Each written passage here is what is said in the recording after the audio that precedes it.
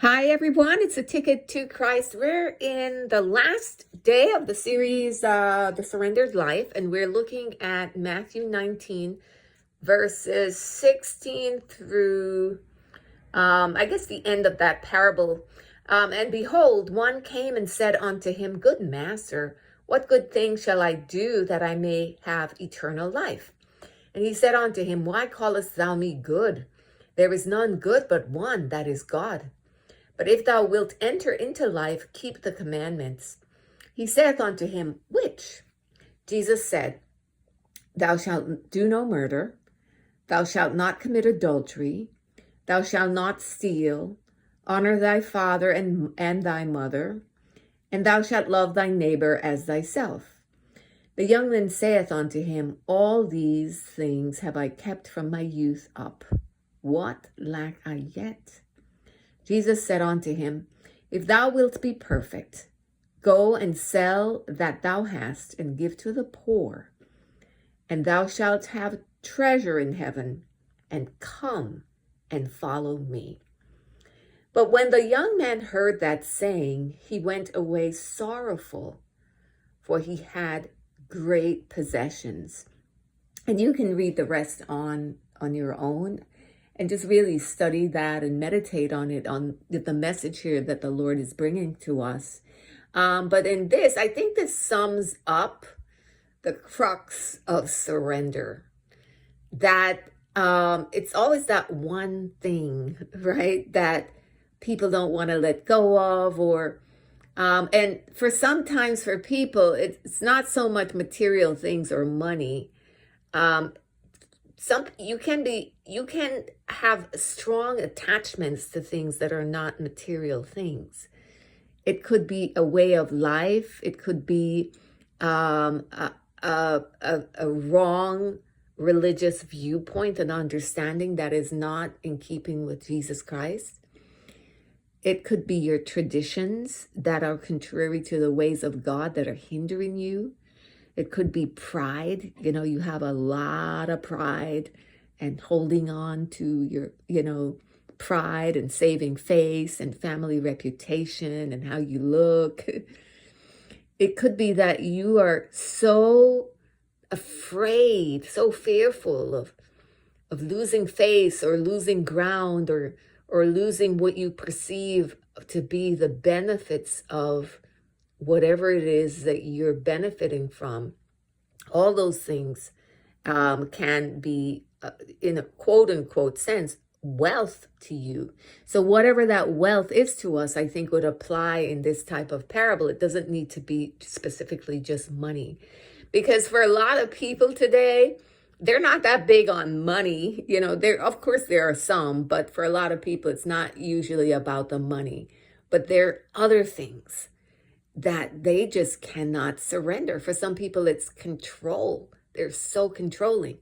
For others, they just cannot, they cannot be corrected. They cannot, somehow, if someone points something out to them, they just cannot hear it. There's just this self-view that they cannot take any kind of a criticism or connection coming against that self, that ego, that view. It's like they build a straw man of self that they always need to prop up. And it's that one thing that can hinder them from really receiving the Lord. But notice the Lord gave him, this man was doing everything else but the one thing. And it was what that one thing was that hindered him from following Jesus. Because Jesus says, sell all that you have and give to the poor, right? And you shall have treasure in heaven, and come and follow me. Verse 22, it says, But when the young man heard that saying, he went away sorrowful, for he had great possessions. So he thought of it, that cost him too much. He was sorrowful, and that showed, okay, he had a desire to follow Jesus. He wanted what Jesus was saying, what Jesus was offering. Maybe he even believed that Jesus was Messiah, but he wasn't willing to pay the price, meaning give up the useless possessions of this life. And it's so funny, the decision he made was so foolish because, Jerusalem was destroyed, I think, in 70 AD, right? That whole nation was destroyed and everyone scattered to the four corners of the earth. So if he was a young man, he would have lived there to have seen it and to have suffered the loss of all of the things he was grabbing onto that turned out to be useless and a very poor choice and decision. And a lot of times that's how it is. Not a lot of times, all the time. That's how it is with God. When he calls us to surrender, he knows best. He knows the future. He knows what's coming up. And he is very capable and able to provide us with exactly what we need for our life and to fulfill the plan and purpose and intention he has for us. And so this is a good example to look at to see what not to do and who not to be like. Look at just the bad choices of others and learn from the bad choices of others. Whatever it is that you're wrestling to, come to the Father, come to God, get on your knees, have your moment of Gethsemane and pray, Lord, I'm struggling with this. Be honest with the Father and ask him to strengthen your faith and your love for him so that you can surrender whatever it may be. And I named a couple of things, but there are other things I'm sure you can think about or know of, right, when it comes to surrender.